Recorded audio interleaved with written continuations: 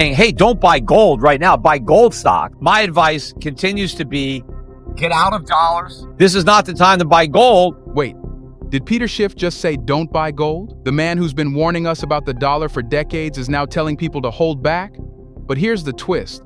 It's not what you think. Schiff is sounding the alarm on the US dollar, on inflation, and on the timing that could make or break investors. If you own gold, silver, or even just dollars in the bank, you need to hear this. Big money now that is buying the dips in these stocks. And this is just the beginning of a huge wave. In fact, that's why, if you remember back in April, I kind of angered some of my reps because I put out a special report and it was called The Best Way to Buy Gold. And I was saying, hey, don't buy gold right now. Buy gold stocks because they were so cheap, and they're still cheap. Not as cheap as they were then, but still very cheap. I wasn't telling people not to buy gold. I was telling people to buy gold in the ground before it's dug up. Because when you invest in a gold mining stock, you're buying the gold that's just still in the ground.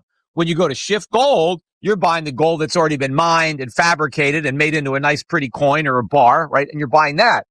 And what I was saying with that report is, you know what? Gold's over $3,000 an ounce. And look how cheap these mining stocks are. You got to buy these mining stocks right now. This is not the time to buy gold when these stocks are so cheap. And since I put out that report, the price of gold is only up by about 1%, but these gold stocks are up by more than 20%. Now, they were up quite a bit before I put out the report, but gold was going up a lot. And I thought it was ridiculous that gold made such a big move and the gold stocks were still so cheap. So now gold's kind of gone sideways for a few months, and the gold stocks have taken, the baton and run with it. And so I think this is, a marathon. I think we got a long way to go, but it's a very, very positive sign for the metals and silver too. I mean, silver has been demonstrating some relative strength. So I'm not telling people now, hey, don't buy any gold and silver. Everybody should still own some physical gold and silver. But I also think that more aggressive investors should buy these gold mining stocks because I think they're going to outperform now for many, many years. So if you really want to leverage up your portfolio, don't just own physical gold and silver. Have some. And silver, I think silver is getting ready to explode. We did get as high as 39.5, I think, while I was on vacation. So we've got a little bit of a psychological barrier up there, close to 40. But I think once we really clear $40 an ounce on silver, it's going to make a beeline for 50. And there probably will be rather, a little resistance around 50 because that's a massive double top going back to 1980 and 2011.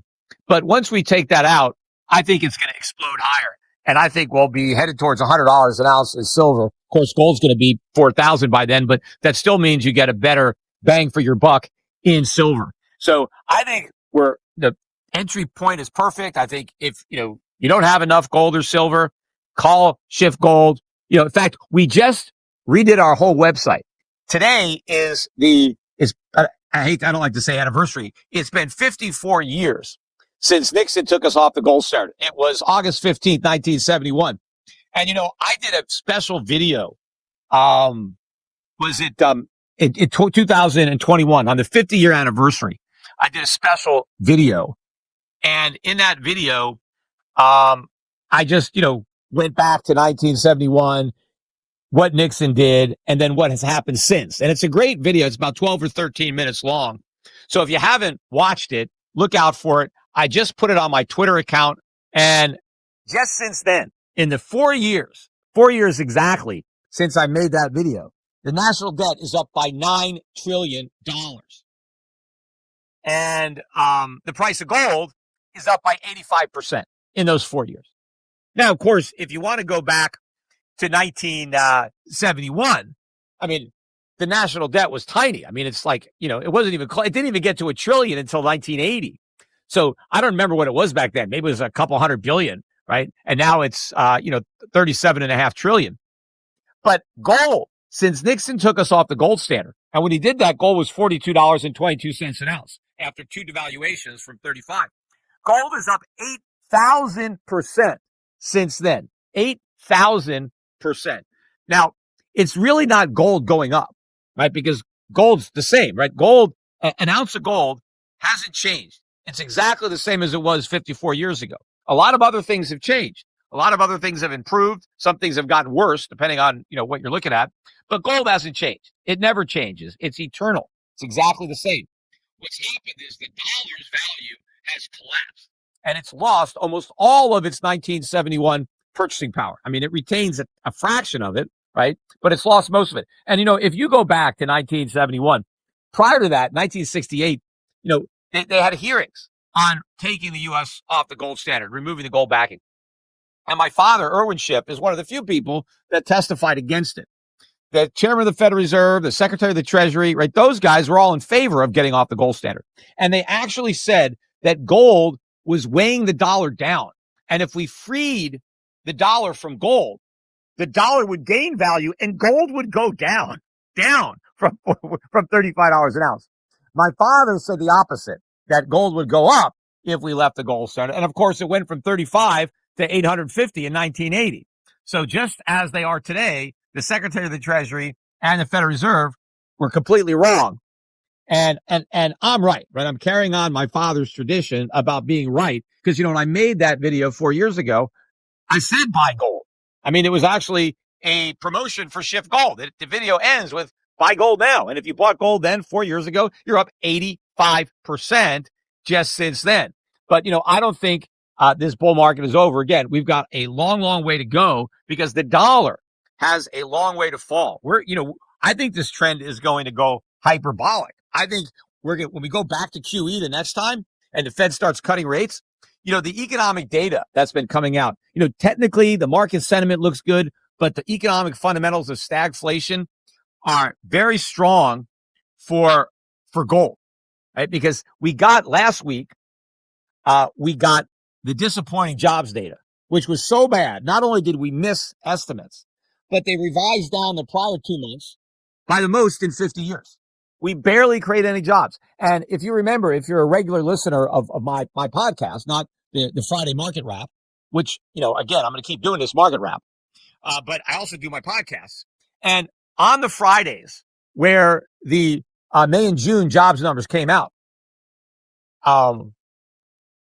I specifically said these numbers are going to be revised down because everybody was celebrating that the numbers came out better than expected. And I said, this is BS. They're not going to end up being better than expected. They're going to get revised down to weaker than expected. And I was 100% right. That's exactly what happened. In fact, the revisions were even bigger than what I was expecting. But these numbers may not even be right. They may revise them down again, although who knows, because Donald Trump got so mad that the numbers were so bad that he fired the head of the Bureau of Labor Statistics. He claimed the numbers were rigged to make him look bad. And now he's got a new guy, I think, but they may not even report the job numbers anymore for a while, right? Until they get it right. So maybe they need to fix it because I think Trump may be trying to hide the bad news from the public. See, Trump keeps talking about how the economy is booming. We have the hottest economy in the world. We don't. There is no economic boom. It's just a fantasy that Trump is trying to sell as reality. If you look at the budget deficit for July, the month of July, it increased by 20% over last July. It's the second biggest July deficit in the history of the country.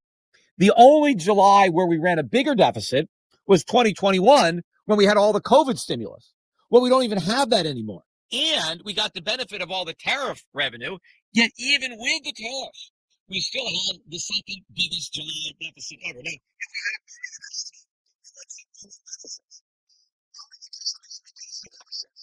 right? Because the government doesn't have to spend as much on unemployment or welfare, and people are earning more money. They're paying more taxes. There's more jobs. There's more profits. And so the government is in better shape. The fact that the deficits are exploding is more proof that the economy is not.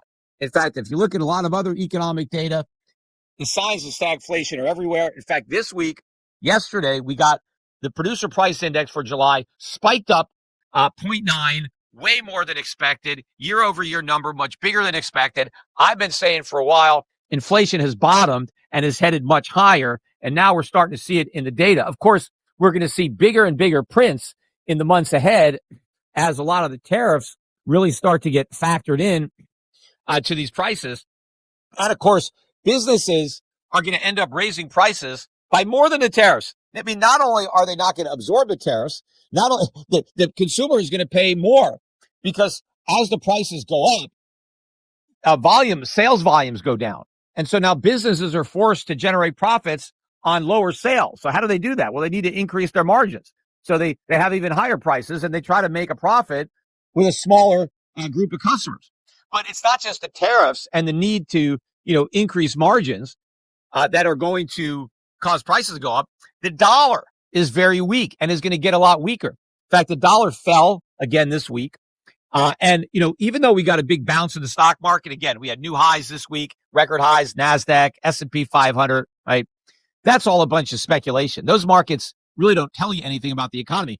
Donald Trump and the Trump administration, they're still trying to claim that we have a great economy, and they're pointing to the stock market as an indicator. You see record high stock prices. This proves we have a great economy.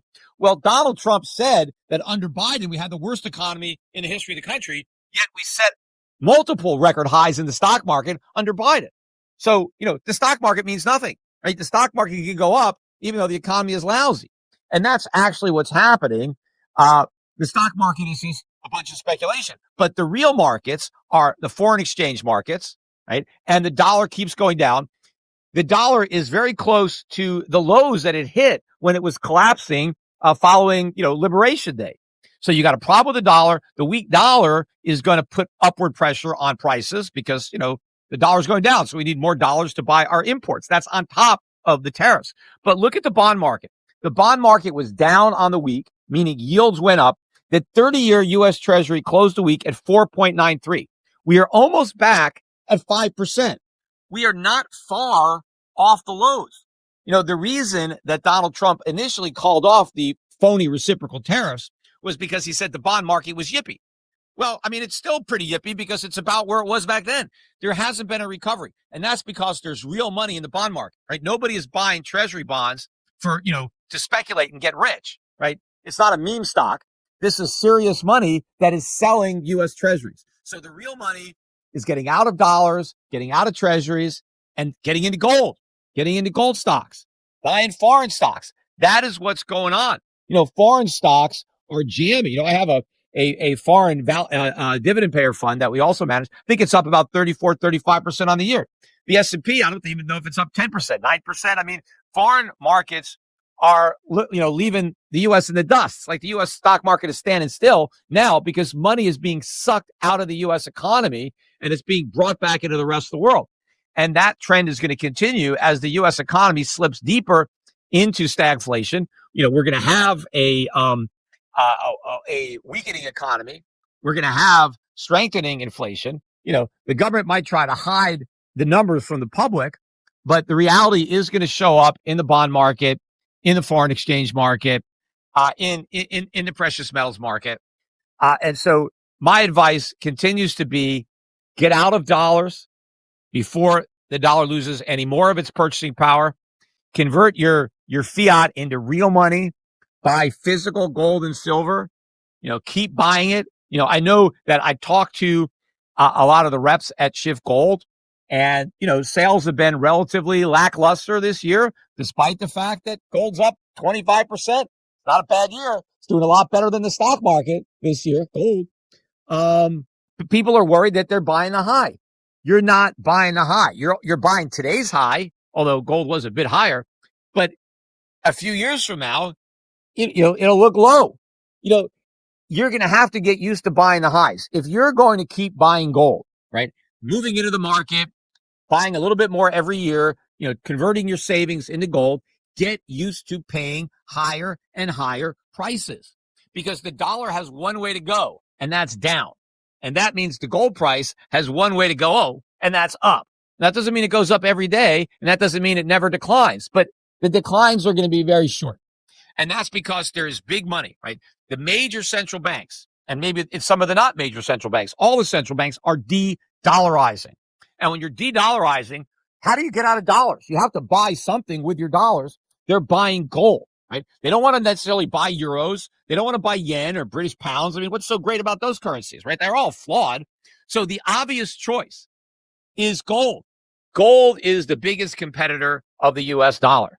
Even though gold doesn't pay any interest and U.S. treasuries are 4 or 5%, the markets have already spoken. The central banks don't want any more dollars. They don't care about that interest on treasuries because they know the interest is too low to compensate for what they're going to lose to inflation and dollar devaluation. Plus, they don't want to be beholden to the United States. They don't want the U.S. to have the ability to sanction them and to try to manipulate them and influence them and yield all this power. They want their sovereignty back.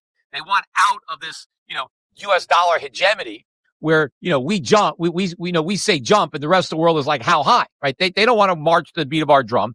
And the way they exert their independence is to move away from the dollar, to back their currencies by gold and trading with one another, not in dollars, in their own currencies, in gold or something. That is the trend. And it's early. It's just getting started. So you just got to keep buying the metals. Don't worry and don't wait for a pullback because you're not going to get a pullback that's big enough to make it worth it because there's too many buyers that need to buy. These central banks have a lot of dollars to get rid of, and they keep getting more because they have these huge trade surpluses with us despite the tariffs, and they've got to do something with these dollars. And so they're going to keep buying gold. And if there's a dip, they'll buy. And now you have the institutions that want to buy. So you just got to step up to the plate and buy. And especially if you're a physical buyer, doesn't matter, right? I mean, if you're a futures or options trader, sure, you got to pay attention if that's what you're doing.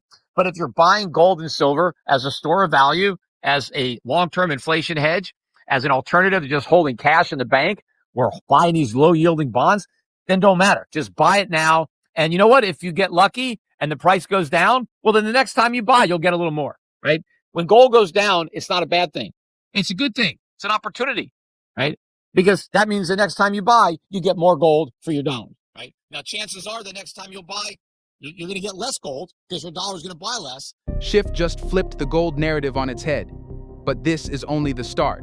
What he sees ahead for the U.S. economy, gold, and the dollar will shock you even more.